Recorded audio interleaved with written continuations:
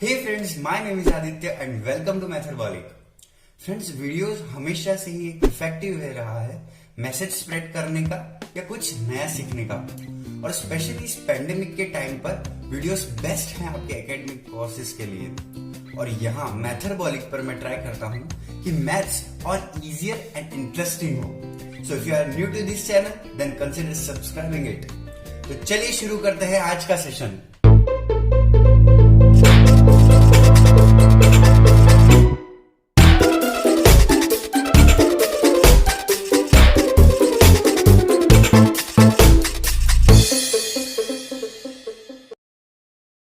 So friends, जैसे कि हमने लास्ट सेशन में देखा था कि अगर हमें दो मैट्रिसेस का मल्टीप्लिकेशन करना है तो फर्स्ट वाले के number of columns and second वाले के नंबर ऑफ रोज इक्वल होने चाहिए। And similarly for B A matrices, है ना, अगर बी इंटू ए करना है तो बी में नंबर ऑफ कॉलम्स और ए में नंबर ऑफ रोज इक्वल होनी चाहिए। अगर ए बी एंड बी ए दोनों ही डिफाइंड है, means number of columns number of रोज वाली जो कंडीशन है वो सेटिस्फाई हो रही है, तो क्या ए बी एंड बी ए हमेशा इक्वल होंगे? मींस सपोज नंबर्स का एग्जांपल लेते हैं। तो नंबर्स के अंदर क्या होता था कि 2 इंटू 3 और 3 इंटू 2 का प्रोडक्ट हमेशा इक्वल होता था। मीन्स अगर 3 को आगे लिखो या पीछे लिखो कोई फर्क नहीं पड़ता था प्रोडक्ट के अंदर। बट क्या मैट्रिक्स में भी ऐसा ही है? क्या ए बी और बी ए हमेशा इक्वल होंगे? सो देखते हैं ये वाले टॉपिक को। तो एग्जाम्पल के थ्रू देखते हैं कि क्या जो ए बी और बी ए का प्रोडक्ट हमेशा इक्वल होगा। So for example, let's take A matrices 1, 2, 3, 4, 5, 6, and let's take second matrice B 7, 8, 9, 10, 11, 12। तो सबसे पहले A का ऑर्डर है 2 इंटू 3 और B का ऑर्डर है 3 into 2। So number of columns number of rows equal है, सो ए बी डिफाइंड है। अब रिजल्टेंट है, अगर ए बी प्रोडक्ट कर रहे हैं हम, ए इंटू बी का प्रोडक्ट कर रहे हैं, तो एक रिजल्टेंट मैट्रिक्स मिलेगी और उसका रिजल्टेंट ऑर्डर होगा। तो वो रिजल्टेंट ऑर्डर होगा क्या? तो ए का ऑर्डर है 2 इंटू 3 और बी का ऑर्डर है 3 इंटू 2। इसमें नंबर ऑफ कॉलम्स इसमें नंबर ऑफ रोज इक्वल है, सो ए बी डिफाइंड है। तो रिजल्टेंट मैट्रिक्स का ऑर्डर होगा 2 इंटू 2। ये तो हो गया ए इंटू बी करने पे जो रिजल्टेंट मैट्रिक्स है उसका order 2 into 2। Now B into A करेंगे हम, बी इंटू ए, तो उसमें जो रिजल्टेंट ऑर्डर है, हमें रिजल्टेंट मैट्रिक्स का ऑर्डर है, रिजल्टेंट ऑर्डर वो क्या होगा? सो बी का ऑर्डर मल्टीप्लाइड बाय ए का order. So number of columns in B are equal to number of rows in A. So the product B into A is defined. Now resultant order क्या होगा? Number of rows in B multiplied by number of columns in A means 3 into 3. AB product करने पे जो resultant matrix है उसका order है 2 into 2, but BA product करने पे रिजल्टेंट मैट्रिक्स का ऑर्डर है 3 इंटू 3। नाउ जैसे कि हमने इक्वालिटी ऑफ मैट्रिसेस में पढ़ा था कि जब भी कोई भी दो मैट्रिस इक्वल होती है तो उन दोनों का ऑर्डर भी इक्वल होता है, सेम होता है, लाइक 2 इंटू 2, तो सेकंड वाले मैट्रिक्स का भी 2 इंटू 2। बट यहाँ पे ए बी मैट्रिक्स का ऑर्डर है, ए इंटू बी मैट्रिक्स का ऑर्डर है 2 into 2 and B into A matrix का ऑर्डर है 3 इंटू 3। नाउ 2 इंटू 2 3 इंटू 3 ये ऑर्डर डिफरेंट है, तो ये मैट्रिसेस भी इक्वल नहीं हो सकती क्योंकि ऑर्डर डिफरेंट है। So A B is not equal to B A here. ना उसका लिटरल प्रोडक्ट करके भी चेक कर सकते हैं। तो ए इंटू बी करेंगे, ए इंटू बी, सो ए इंटू बी क्या होगा? 1 2 3 4 5 6 मल्टीप्लाइड बाय 7 8 9 10 11 12। तो ये होगा B matrix. Now rho into column, तो सबसे पहले 1 into 7 7 plus 2 into 9 18 plus 3 into 11 33। Similarly for second element 1 2 3 8 9 10, so 8 20 36, and for this element 28 45 66, and for this a to 2 32 plus 50 plus 72. So we get the resultant matrix matrix as 58, 64, 139 and 154। ये तो हो गई A B product की बात, A into B product. Now B A product क्या है? B into A. तो B into ए के लिए 7, 9, 11, 8, 10, 12 मल्टीप्लाइड बाय 1, 2, 3, 4, 5, 6। अब ये 3 इंटू 3 की सबसे पहले तो ऑर्डर इक्वल नहीं थे, तो सबसे पहले वहीं रिजेक्ट हो गया ये इक्वालिटी का कंसेप्ट कि ए बी या बी ए इक्वल हो भी सकते हैं। पर अगर आपको एक और बार चेक करना हो तो इसके एलिमेंट 58, 64, 139, 154 और इसके एलिमेंट्स क्या है 39, 54। मींस नॉर्मल सी बात है कि उसमें टोटल नंबर ऑफ एलिमेंट्स कुछ 4 हैं और इसमें टोटल नंबर ऑफ एलिमेंट्स 9 हैं, तो ये मैट्रिक्स इक्वल हो ही नहीं सकती। कोई ऐसा भी सोच सकता है कि यहां पे ए और बी डिफरेंट ऑर्डर की मैट्रिक्स थी, इसलिए उन दोनों के ए बी और बी ए के प्रोडक्ट इक्वल नहीं है। सो एक एग्जांपल और लेके देखते हैं जिसमें ए और बी का दोनों का ऑर्डर इक्वल है, तो क्या उसमें A B equals to B आ सकता है? सो एक एग्जांपल देखते हैं। For example let's take A equals to 2, 0, 0, -2 and let's take b equals to 0, 3, 3, 0 and now obtain the product AB. So A into B. Now apply rho को. So क्या आएगा 0, -6, 6, 0 and similarly for BA product क्या आएगा 0, 6, -6, 0। तो यहां पे भी A का ऑर्डर है 2 इंटू 2 एंड B का ऑर्डर है 2 इंटू 2। दोनों का ऑर्डर भी सेम है, बट यहां फिर A इंटू बी और B इंटू A का प्रोडक्ट इक्वल नहीं आया। So A B is not equal to B A product here. पर इसका मतलब ये भी नहीं कि हमेशा ए बी और बी ए का प्रोडक्ट इक्वल नहीं आएगा। एक एग्जांपल और लेके देखते हैं जिसमें ए बी और बी ए का प्रोडक्ट इक्वल आता है। So for example let's take A equals 3, 0, 0, 6 and B equals 9, 0, 0, 12. Now obtain the product A into B. Apply rho को. So 27, 0, 0, 72 will be the product and BA will get 27, 0, 0, 72. सो यहां पे इस case के अंदर A B और B का product equal हो गया।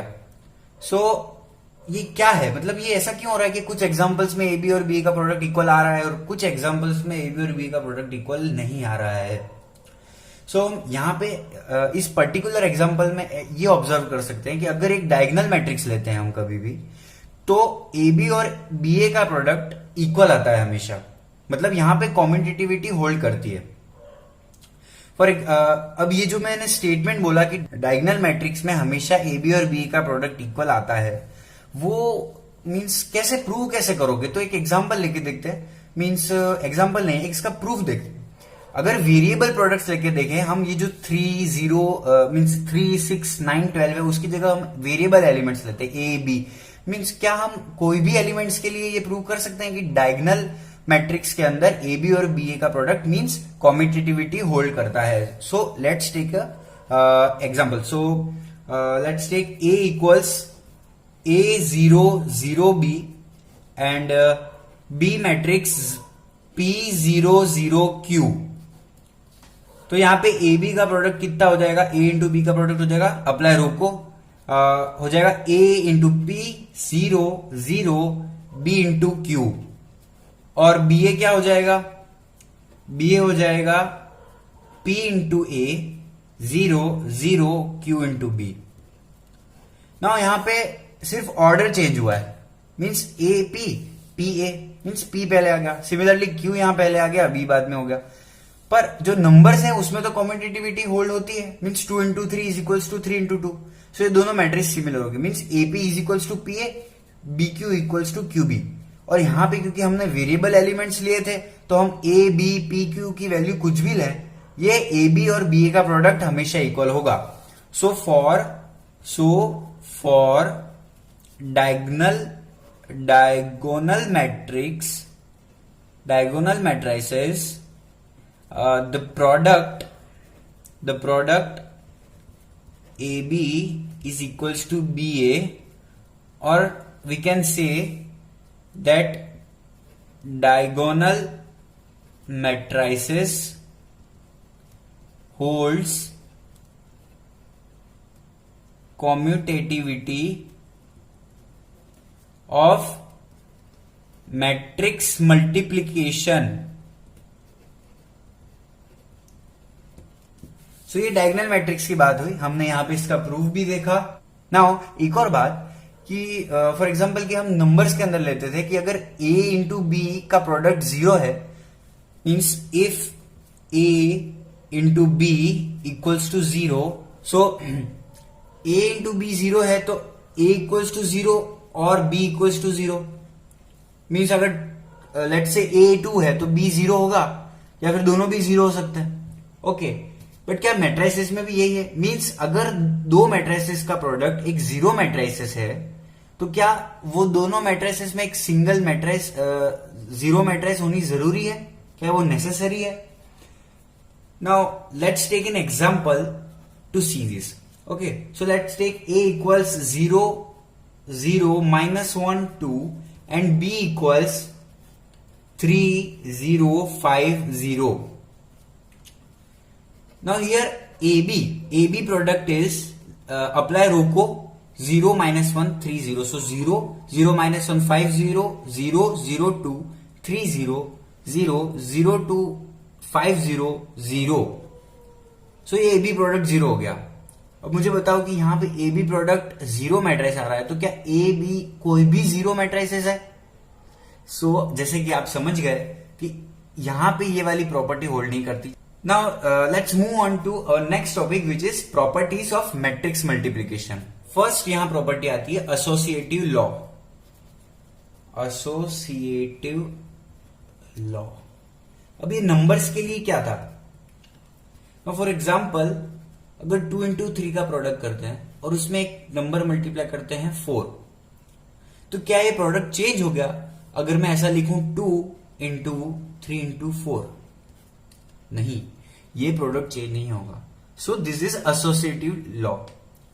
तो यहां पे ये मैट्रिसेस के लिए भी होल्ड करता है। Now for matrices A B C, A B into C equals A B C. अब यहां पे कंडीशन ये है कि जो भी प्रोडक्ट्स हो रहे हैं ए बी बी सी, है ना, वो सब डिफाइंड होने चाहिए। डिफाइंड होने चाहिए मतलब क्या है? जो फर्स्ट वाली मैट्रिसेस है उसका नंबर ऑफ कॉलम्स और सेकंड वाली मैट्रिसेस का नंबर ऑफ रोज इक्वल होना चाहिए, तो प्रोडक्ट डिफाइंड होगा।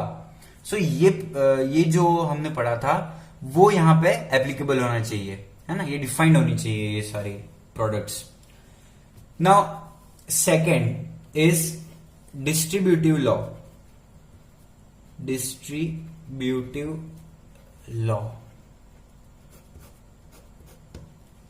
ये नंबर्स के लिए क्या था? Let's take an example 4 multiplied by 5 plus 6, तो इसको क्या लिखते थे? 4 इंटू 5 प्लस 4 इंटू 6। एंड ये भी लिखते थे अगर 4 प्लस 5 इंटू 6 हो तो 4 इंटू 6 प्लस 5 इंटू 6। यही तो डिस्ट्रीब्यूटिव लॉ है और ये मैट्रिसेस के लिए भी एप्लीकेबल है। अब मैट्रिसेस के लिए क्या है देखते हैं।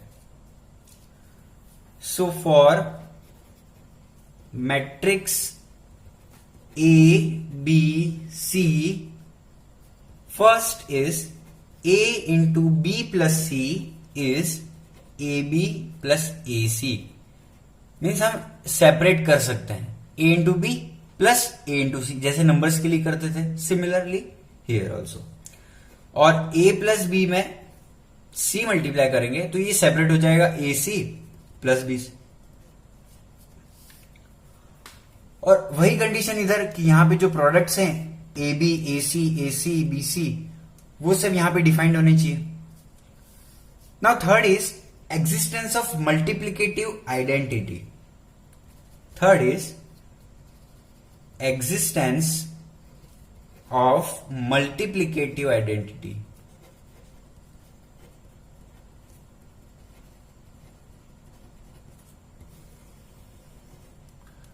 तो नंबर्स के लिए क्या थी मल्टीप्लिकेटिव आइडेंटिटी? मीन्स अगर कोई भी नंबर है हमारे पास, लेट से n है, उसमें 1 का प्रोडक्ट करेंगे या फिर 1 में n का प्रोडक्ट करेंगे तो हमेशा हमें रिजल्ट n ही मिलेगा। तो ये मल्टीप्लिकेटिव आइडेंटिटी है।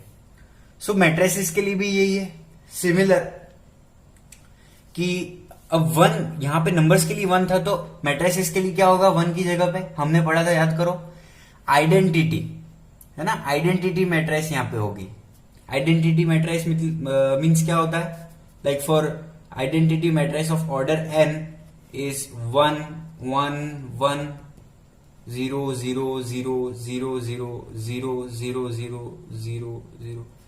सो दिस वे, ये n ऑर्डर की मैट्रिक्स, ये स्क्वायर मैट्रिक्स है। सो ये आइडेंटिटी मैट्रिक्स है।